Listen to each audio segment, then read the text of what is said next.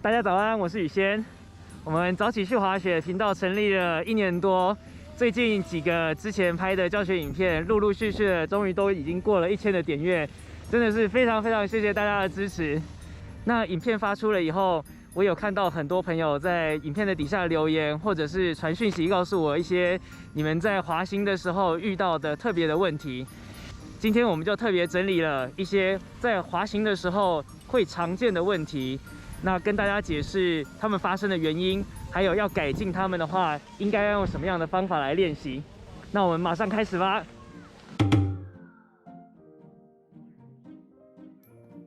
今天第一个要介绍的是雪板钢边容易打滑的问题。这个状况最常发生在转弯中的时候，突然一个打滑，脚底没了摩擦力，下一秒钟整个人就贴在地板上了。雪板钢边打滑最常见的原因有2个，一个是钢边立起角度不够，没办法产生足够的摩擦力；另一个是身体倾斜过多，没有和转弯时的向心力平衡。要解决这2个问题，需要熟悉如何使用下半身关节来增加钢边立起角度，还有找到钢边刹车力道与身体倾斜程度的关系。我们先找一个安全的平地，复习一下立起钢边的感觉。脚跟边站立时，像深蹲一样蹲下，然后脚尖稍微往上勾，让脚尖侧离开地面；而用脚尖边站立时，则是膝盖往下跪，让脚跟侧钢边立起来。找到平衡以后，可以试着反复站起来蹲下去，或是轻轻跳几下，挑战一下自己的平衡感。另一个很有用的练习是下坡快速刹车，在不使用钢边的情况下，先朝下坡加速1小段，然后把雪板打横，用整条钢边快速刹车。做这个练习的时候，除了练习弯曲关节来增加钢边立起角度之外，也可以仔细去感受重心下压帮助雪板增加摩擦力的感觉，还有熟悉随着刹车速度变化来改变身体倾斜的角度。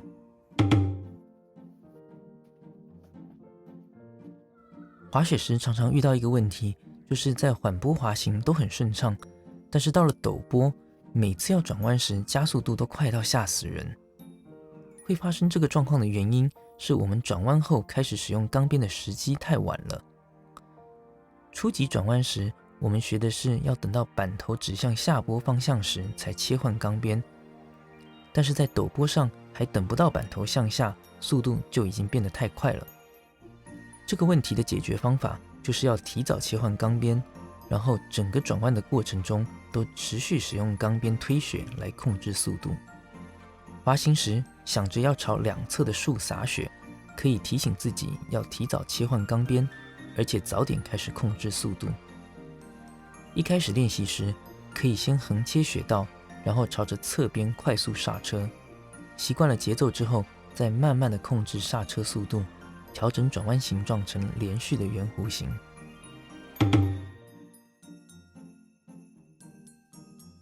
另一个很常在陡坡上遇到的状况是，想要切换钢边，但是却怎么也换不过去。如果有这种感觉的话，检查一下自己是不是重心偏向了后脚。重心在后脚时，雪板后方受压产生的大量摩擦力，就是造成切换钢边困难的主因。而且因为身体中轴已经偏离了雪板中心，所以身体再怎么转，雪板也不会听话。在比较陡的坡上练习 J-turn， 可以好好的磨练我们的站姿。记得在斜坡上时，身体要维持和坡度垂直，所以居中平衡的站姿，在主观感觉上会像是朝下坡方向倾斜。如果有机会的话，请朋友帮忙录下你滑雪的影片给你看，可以更准确的知道自己现在的站姿是不是正确哦。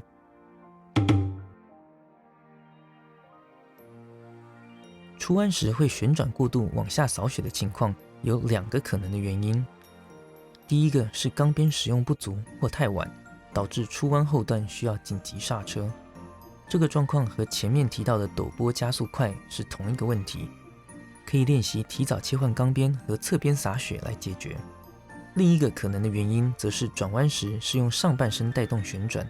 所以在出弯时上半身额外的扭力造成雪板旋转过度，而变成侧边推雪。要改善上下半身分离的问题，可以想象有一根棒子从侧面穿过腰部，滑行的时候，左右手分别抓住棒子的两端，用这样子来提醒我们滑行时上下半身要对齐。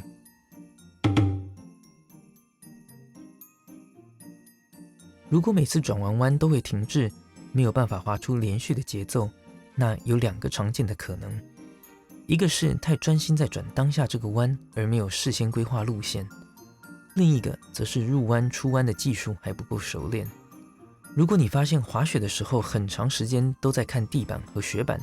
试试看把头抬起来，看看前进的方向和路线，对于转弯的节奏会很有帮助。练习海浪弯可以在不用担心切换钢边的情况下，熟悉入弯和出弯的感觉。首先找个宽广的雪道，从一侧开始横切到另一侧，在这个过程中试着慢慢把板头往下坡处旋转，转到快要指向正下方时，不要切换钢边，而是把板头再旋转回原来的方向，像这样循环出一个一个波浪，来练习入弯与出弯的节奏。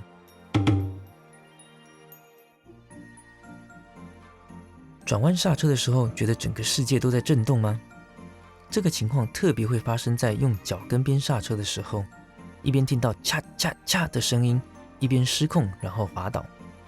发生这种情况的原因是膝盖太过僵硬了，所以没有办法吸收来自地表的震动。如果遇到这个问题，可以练习前面提到的下坡快速刹车，并且试着放松膝盖，还有蹲得更低来吸收震动。如果你很纳闷，为什么平常都滑得很好很顺，但是只要地板有个小凸起，马上就会花式摔跤，那第一个要检查的就是你的重心位置是不是有好好的放在雪板中央的上方，还有上半身姿势是不是有抬头挺胸，而且与下半身对齐。常见的姿势问题包括上下半身方向错位、重心太偏后、弯腰驼背等等。地板上的小凸起可以说是对站姿的考验，站姿越是居中平衡，就越能够承受突如其来的腾空。滑行停止后跳跃，这个练习是检查自己站姿很好的办法。在每次完成一个转弯后，慢慢减速，到完全停止的那一瞬间，轻轻往上跳3下。只有在站姿居中平衡的情形下，才有办法轻松地完成这个动作哦。今天我们跟大家分享了几个在滑行的时候最常见到的问题，还有如何改善他们的方法。希望这些分享能够改善你们滑行的品质，让你们越滑越好。如果有什么我在今天的影片里面没有讲解清楚的，或者是没有解决到你问题的部分，欢迎在底下留言告诉我，我也会一个一个的看，再想办法详尽的跟大家解答。那如果今天的影片对你们有帮助的话，请在底下帮我点个赞，也可以分享给你们有在滑雪的朋友。今天的影片就到这里，早起去滑雪，我们下次见。